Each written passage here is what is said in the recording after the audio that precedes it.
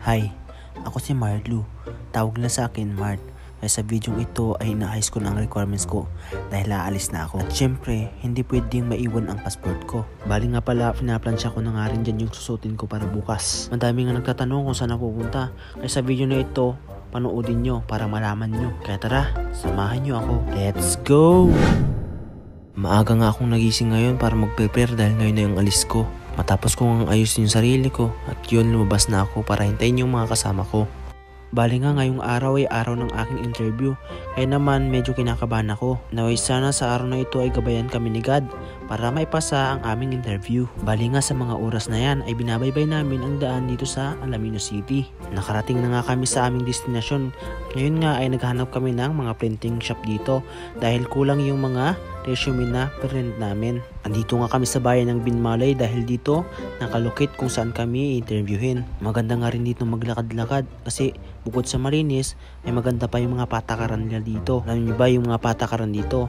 Bawal magsigarilyo dahil huhulihin kayo pag nakita kayong naninigarilyo. Bali nga kumain muna nga kami dyan dahil gutom na nga rin kami. At pagtapos nga namin kumain ay nakapagpaprint na nga kami kaya naman bumalik kami agad doon sa Municipal Hall ng Binmalay. Safe na safe ka nga ditong tumawid dahil napaka-responsable ng mga tao dito. At syempre pagtatawid ka, ugalihin mong tumingin sa kaliwa at kanan para nga maiwasan ang disgrasya. Bali nga nakapasok na kami sa loob ng Municipal Hall at hinahanap na nga namin dito yung job fair bound to Bahrain, Singapore, and Japan. Bali nga sa mga oras na yan ay tapos na akong interviewin at sa mga oras na nga rin yan ay pinag-uusapan na namin kung saang bansa ako ma-assign. Nang natapos na nga namin pag-usapan yung mga bansa ay hindi ko sure kung talagang ay makakapunta na ako. Ay sana naman. Ang bansang napili ko sana ay Japan kaso hindi ako marunong maghinunggo. At yung tatlo kong kasama ay for fixing na yung mga requirements. At ako naman ay for second batch na. At sa mga oras na ngayon ay sana ayos ko na lahat ng papers ko. Bale pala pag may balak kang mag-upload dapat buong buo yung loob mo. Hindi yung gusto mo lang.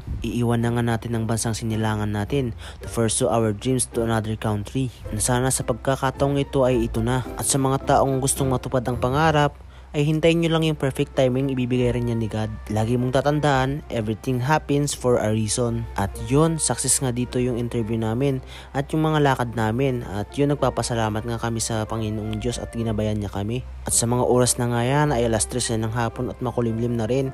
At yun, nagbabalik na kaming umuwi. Bali pala, bago kami umuwi ay dumaan muna kami sa Kapitolyo para naman masulit namin yung pagpunta namin dito. Nakalimutan ko nga kuha ng video yung Kapitolyo kaya dito na lang ako muna ng video sa malapit sa Baywalk. Maganda nga rin dito guys, kaya kung stress ka ay pwede ka rin dito para makapag-isip-isip. At lagi ko nga sinasabi sa inyo na kapag ganitong video ang gusto nyo ay baka naman pa-follow, pa-like at pa-share na rin. Bye!